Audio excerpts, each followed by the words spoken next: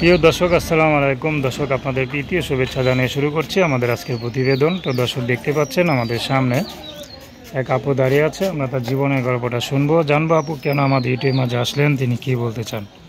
আপু আসসালামু আলাইকুম, ওয়ালাইকুম আসসালাম। কেমন আছেন? এই তো ভালো আছি। আপু, আপনার নাম কি? এই তো বর্ষা। বর্ষা, খুব সুন্দর নাম। বর্ষা আপু, আমাদের ইউটিউবে কেন আসলেন? আপনার অনেক কষ্টের কথাগুলো একটু বলেন শুনি। অনেক কষ্ট দুঃখ নিয়ে এসেছি ভাই, জীবনে অনেক কষ্ট হয়। একবেলা খাইতে পারলে আরেকবেলা খাইতে পারি না ভাই। অনেক কষ্ট দুঃখ নিয়ে আর লোকের বাড়ি কাজ করি। বাবা বিয়া কইরা ভারতে চলে গেছে, মায়ের কাছে থাকতেছি তো ভাইটারে নিয়ে। মাটাও কাজ করে খাওয়াইতে, এখন মাটা অসুস্থ বলে মা কাজ করে খাওয়াতে পারে না, আমি বাসা বাড়ি কাজ করে খাওয়াই।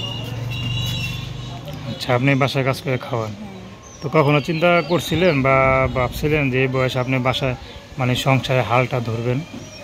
না আমি কখনো ভাবিনি আমার জীবনে এই কষ্ট আসবে।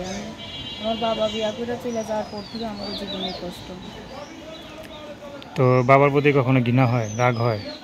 হয়তো। এখন হইলেই কি করার আছে, সে তো আমার খোঁজ খবর নেয় না।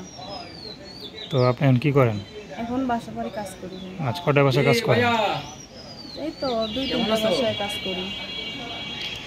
কটা বাসায় কাজ করেন? 2-3টা বাসায় কাজ করি। 2-3টা বাসায় কাজ করেন। তো 2-3টা বাসায় কাজ করে আর যা ইনকাম হয় তাদের দিয়ে সংসার চলে? হ্যাঁ ইনশাল্লাহ চলে।